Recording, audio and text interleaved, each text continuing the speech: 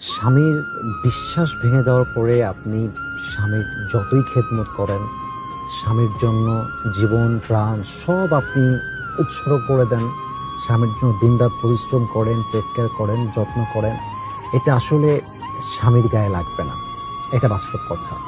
আপনি যদি স্ত্রীর সঙ্গে বিশ্বাসঘাতকতা করেন এবং স্ত্রীকে আপনি লাক্সারিয়াস লাইফ দেন, খুব দামি গাড়ি দেন, খুব দামি বাড়ি দেন, অনেক কিছু দেন, কিন্তু আপনি আপনার ওয়াইফের কাছে একজন চিটার, আপনার ওয়াইফ জানে আমার হাজব্যান্ড একজন প্রতারক, সে একটা বিশ্বাসঘাতক, এরপর আপনি যতই লাক্সারিয়াস লাইফ লিড করেন না কেন, যতই তাকে একটা লাক্সারিয়াস লাইফ দেন না কেন, আপনার ওয়াইফ কখনো আপনার প্রতি কৃতজ্ঞ হতে পারবে না। আপনার ওয়াইফ কখনো আপনাকে মন থেকে ভালোবাসতে পারবে না। হয়তোবা সম্পর্ক থাকবে, হয়তোবা সে আপনার টেক কেয়ার করবে, কিন্তু মনের যে একটা ব্যাপার আছে না, মনের যে একটা আত্মতৃপ্তি আছে না, এটা কখনো সে তার মনের ভিতরে। আল্লাহর সঙ্গে যার সম্পর্ক ঠিক হয়ে যায়, পুরো দুনিয়ার সাথেই তার সম্পর্ক ঠিক হয়ে যায়। কেমন করে ঠিক হয়ে যায়?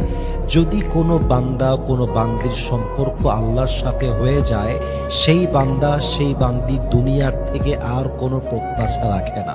তাকে কেউ ভালোবাসলেও ভালো, না ভালোবাসলেও ভালো, কেউ যত্ন করলেও ভালো, না করলেও ভালো। अगर আল্লাহ মিলা তো সব কুছ মিলা, আল্লাহ না মিলা তো কুছ ভি না মিলা। আপনি যদি আল্লাহকে পেয়ে যান আর দুনিয়ার কিছুই না পান, তবে আপনি সব পেয়েছেন। আর যদি আপনি আল্লাহকেই হারিয়ে ফেলেন আর দুনিয়ার সব কিছু পেয়ে যান, তবুও আপনি কিছু অর্জন করতে পারেন নাই। অতএব যে কোনো কষ্টে প্রথম কাজ হচ্ছে you have to connected with your lord. আপনাকে আল্লাহর সঙ্গে সম্পৃক্ত হতে হবে এবং আল্লাহর সঙ্গে আপনার সম্পর্ককে দৃঢ় করতে হবে।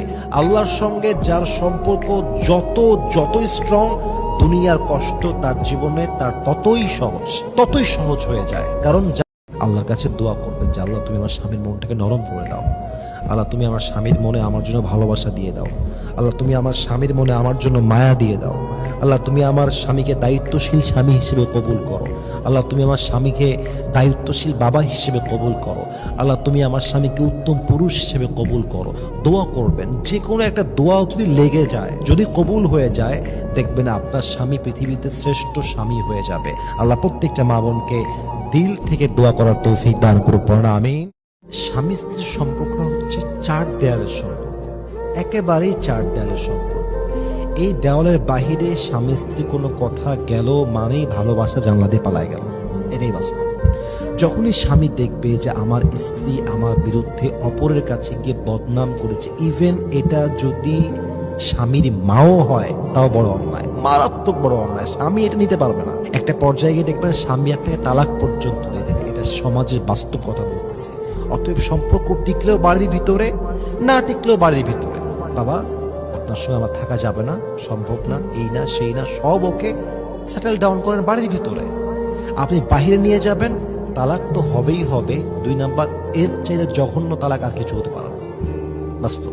করতে চাইলে সংসার ভালোভাবে করেন, না করতে চাইলে সম্মানের সঙ্গে বিদায় নেন। সম্মানের সঙ্গে থাকাও যায়, সম্মানের সঙ্গে বিদায়ও নেওয়া যায়, কিন্তু এটা উচিত না যে স্বামী আপনার খারাপ আপনি ফেসবুকে পোস্ট।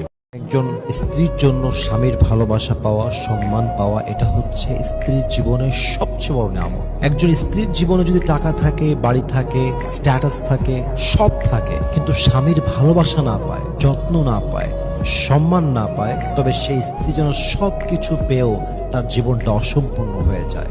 আর একজন স্ত্রী যে হয়তোবা লাক্সারি বাড়ি পায় নাই, লাক্সারি কার পায় নাই, বাট স্বামীর ভালোবাসা পেয়েছে, সম্মান পেয়েছে, যত্ন পেয়েছে, মায়া পেয়েছে, অনেস্টি পেয়েছে, লয়্যালটি পেয়েছে, হয়তোবা বাড়ি গাড়ি সব কিছু পায় নাই, বাট যেই স্ত্রী তার স্বামীর ভালোবাসা, বিশ্বাস, যত্ন পেয়েছে, সে যেন অনেক কিছুই তার জীবনে পেয়েছে। ঠিক কিনা বলেন? সো স্বামীর ভালোবাসা it's a blessing part of life. এটা জীবনের সবচেয়ে বড় একটা নিয়ামতের অংশ। যদি একজন স্ত্রী তার স্বামীর থেকে ভালোবাসা পায়, এর চাইতে বড় পাওয়া আসলে তার জীবনে আর কিছুই হতে পারে না।